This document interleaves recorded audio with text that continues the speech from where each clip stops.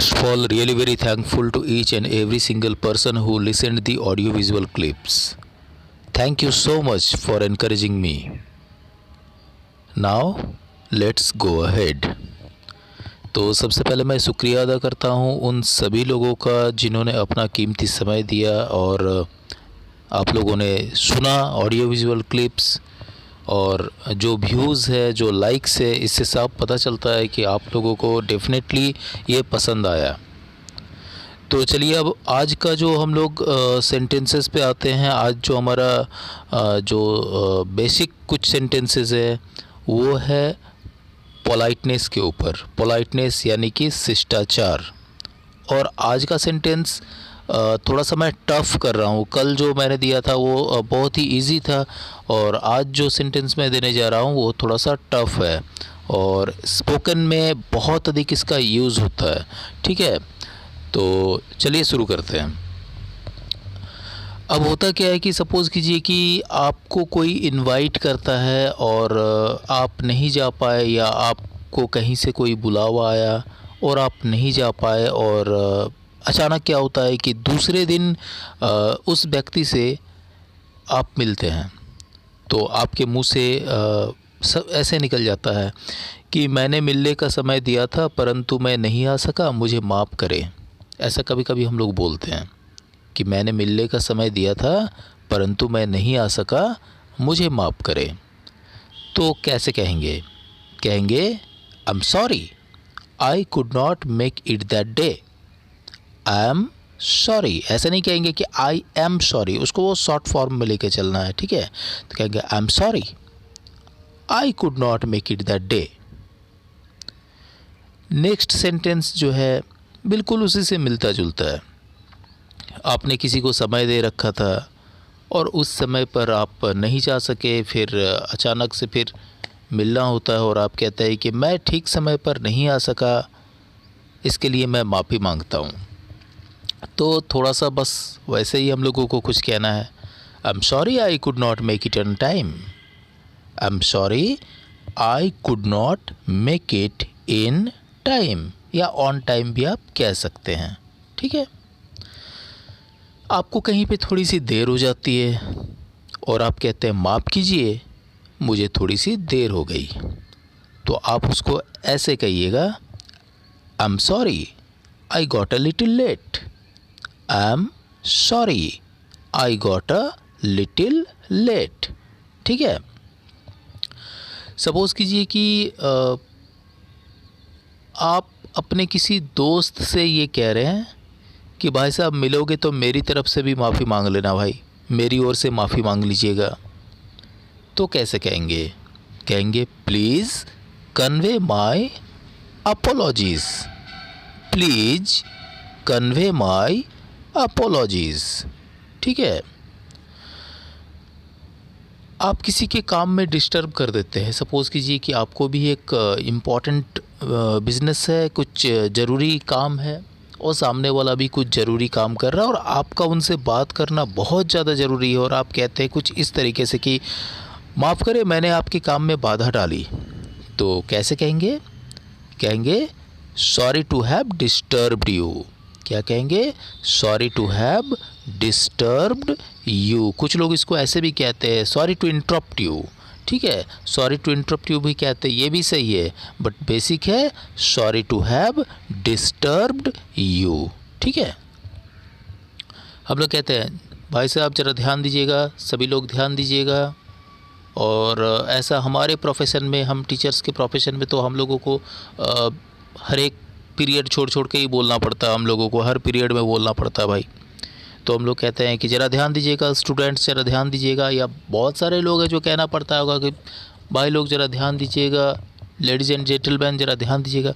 तो अब ये ज़रा ध्यान दीजिएगा, इसे हम कैसे कहें? इसको हम दो तरीके से कह सकते हैं। एक तो हम कह सकते हैं कि please lend me your ears, लेकिन ये जो है ना थोड़ा सा भाई अजीब सा लगता है कि कुछ लोग ये ना समझ बैठे कि सामने वाले जो भाई साहब है वो हमारे कान को उधार मांग रहे, तो कान को हम उधार कैसे देंगे?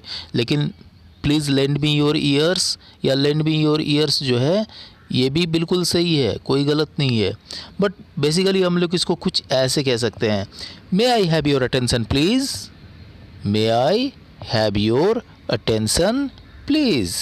ठीक है, तो ये भी हम लोगों का हो गया। इसके बाद सपोज़ करें कि आप बोलना चाहते हैं, तो आप कुछ इस तरह से कहते हैं, ज़रा मुझे बोलने दे, ज़रा मुझे बोलने दे, मतलब मुझे भी बोलने दे। तो कुछ ऐसे कह सकते हैं। इसको हम लोग इसको भी दो तीन तरीके से कह सकते हैं। तो बेसिकली हम लोग कहते हैं कि please allow me to speak. तो आप अगर एक सिंगल पर्सन से बोलते हैं कि ज़रा मुझे भी बोलने दे, तो ऐसे कहिएगा, will you please permit me to speak, will you please permit me to speak. फिर हम लोग किसी की मदद करना चाहते हैं और उसको कहते हैं, अपने काम में मेरी मदद ले लो भाई, अपने काम में मेरी मदद ले लीजिए। तो उसको कुछ इस तरीके से कहिएगा, let me also help you, let me also help you, let me also help you. ठीक है, आप कहीं बैठे हुए हैं, सामने वाले से कहना चाहते हैं कि थोड़ा सा घसक जाएंगे भाई साहब। आमतौर पर तो जो बहुत अधिक बुद्धिजीवी लोग होते हैं तो वो तो सीधे घसकने के उसको ढकेल ही देंगे, लेकिन ढकेलना नहीं है भाई, पोलाइटनेस की बात कर रहे हैं। तो पोलाइटनेस की बात कर रहे हैं और कहना है सामने वाले से कि भाई साहब थोड़ा सा घसकेंगे, तो हम लोग आमतौर पर कहते हैं प्लीज़ साइड। ऐसा नहीं कहना है हम लोगों को, हम लोग कहना है will you please move a bit, will you please move a bit, will you please move a bit.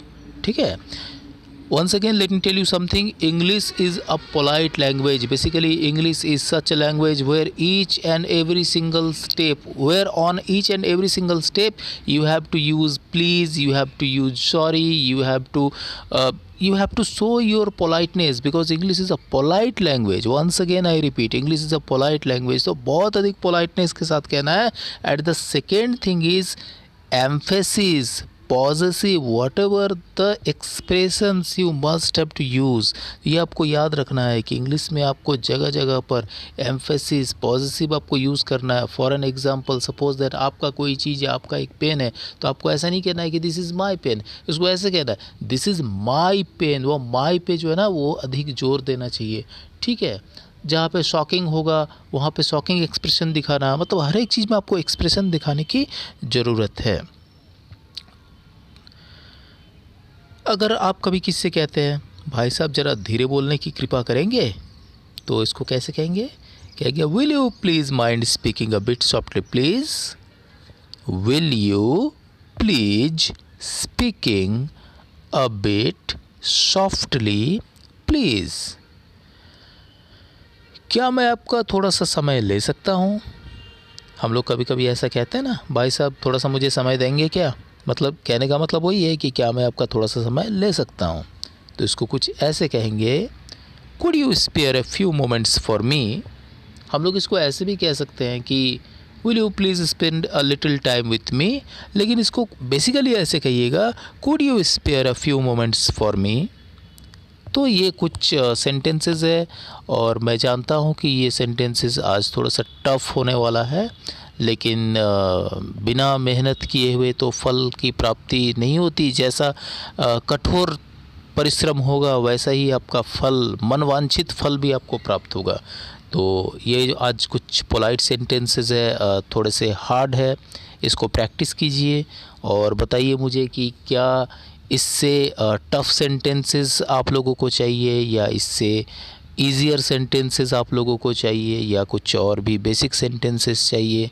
तो इस तरह के रोज़मर्रा की जो बातें होती है, जो रोज़ इस तरह का जो सेंटेंस हम लोगों को मिलता है, हम लोग सबसे पहले इसी तरह के सेंटेंसेस को देखेंगे, उसके बाद फिर बेसिक पे चलेंगे, फिर टफ़ पे चलेंगे, फिर बड़े बड़े सेंटेंसेस पे चलेंगे, तब अंत में तो सफलता हम लोगों को मिलना निश्चित ही है। ठीक है, तो इसी के साथ आज का ये डे आज हम लोगों का हो जाता है डे 2। ठीक है, तो कैसा लगा आप लोगों को ज़रूर बताइएगा। Thank you very much, have a great day.